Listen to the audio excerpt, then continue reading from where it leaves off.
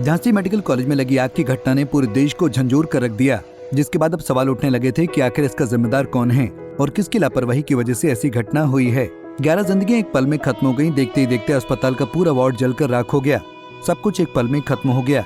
कहते हैं जब आग लगी तो किसी को कुछ समझ में नहीं आया और एक पल में सब कुछ तबाह हो गया। अब केवल वहाँ तबाही के मंजर बचे हैं, जिसके बाद जांच की जा रही है कि आखिर किसकी गलती थी जिसकी वजह से आग लगी हो। लेकिन अब झांसी स्थित मेडिकल कॉलेज में हुई अग्निकांड घटना में 11 नवजात शिशुओं की मौत की जांच के लिए सरकार द्वारा गठित कमेटी की रिपोर्ट तैयार हो गई है। सूत्रों के अनुसार मेडिकल कॉलेज में हुई घटना दुर्भाग्यपूर्ण है और इसमें कोई साजिश या लापरवाही नहीं सामने आई है। घटना के बाद NICU वार्ड में 6 नर्स और दूसरे स्टाफ और 2 लेडी डॉक्टर मौजूद थे, लेकिन तभी अचानक से स्विच बोर्ड में शॉर्ट सर्किट के चलते हुई चिंगारी भड़की और देखते ही देखते आग लग गई। स्विच बोर्ड में लगी आग से वार्ड में लगी मशीनों के ऊपर प्लास्टिक कवर तक पहुंच गई और प्लास्टिक कवर से आग टपक कर नीचे गिरने लगी, जिसके बाद तेजी से वार्ड में आग फैल गई।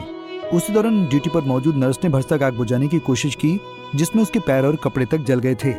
झांसी मेडिकल कॉलेज में हुई घटना में कोई आपराधिक षड्यंत्र या साजिश नहीं है, जिसकी वजह से अब तक कोई FIR दर्ज नहीं हुई है। DGMI की अध्यक्षता में गठित जांच कमेटी की विस्तृत रिपोर्ट में पता चलेगा शॉर्ट सर्किट कैसे हुआ, क्या वार्ड में लगी मशीनों पर ओवरलोड था जिसकी वजह से शॉर्ट सर्किट हुआ।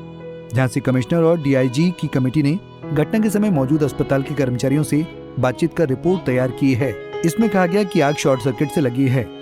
जांच कमेटी को डॉक्टरों ने बताया कि NICU वार्ड में नवजात शिशुओं के चलते वाटर स्प्रिंकलर नहीं लगाए जाते हैं। सूत्रों के अनुसार स्विच बोर्ड में स्पार्क होने से आग लगी थी। एक नर्स ने इसे अपने से ठीक करने की कोशिश की। इस प्रयास में वो जख्मी भी हो गई। इस दौरान आग ऑक्सीजन कंसंट्रेटर की तरफ फैलने लगी थी।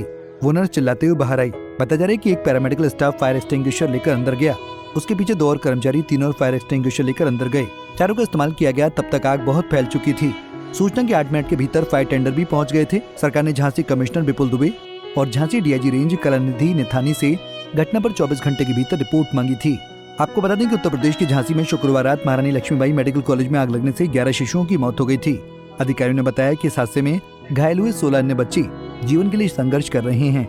Bureau report, Punjab Kesari TV. हमसे जुड़े रहने के लिए हमारे YouTube चैनल को सब्सक्राइब करें और नई वीडियो की नोटिफिकेशन के लिए बेल आइकॉन को दबाएं।